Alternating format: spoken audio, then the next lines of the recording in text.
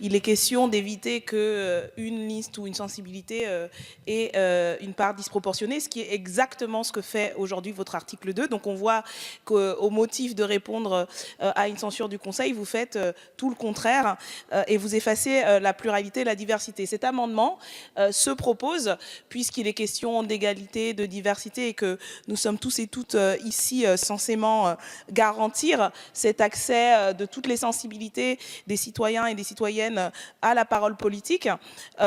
Cet amendement se propose donc de permettre que ce temps de parole qui, dans votre article, est disproportionnellement accordé à votre majorité, soit réparti à égalité à toutes les listes, parce que ainsi on répondrait au double souci du Conseil quand il a fait sa censure, celui de permettre la diversité, donc tout le monde a égal accès.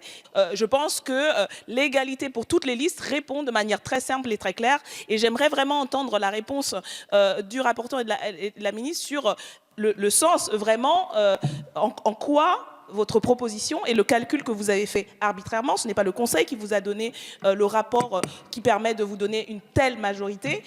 En quoi cela répond à permettre la diversité, en quoi la répartition que vous faites n'écrase pas justement le débat. Encore une fois, je pense que les citoyens et les citoyennes n'en seront pas dupes, mais vous n'en sortirez pas grandis. Je vais utiliser à peu près les mêmes arguments. Le gouvernement, suite à la QPC du 31 mai, comme vous savez, a souhaité définir des règles intelligibles et équilibrées qui consistent à donner aux listes des temps d'antenne qui ne soient pas hors de proportion par rapport à la représentativité des partis ou groupements qui les soutiennent. Une répartition égalitaire ne permettant pas de prendre en compte le poids des différentes listes dans la vie démocratique de la nation ne serait pas acceptable, bien évidemment, et le gouvernement est défavorable à un tel amendement. Je rappelle aussi tout simplement que dans le système précédent, il y avait des listes qui n'avaient même pas accès à la première partie. Il fallait au moins être présent dans 5 circonscriptions pour pouvoir avoir accès à la propagande audiovisuelle.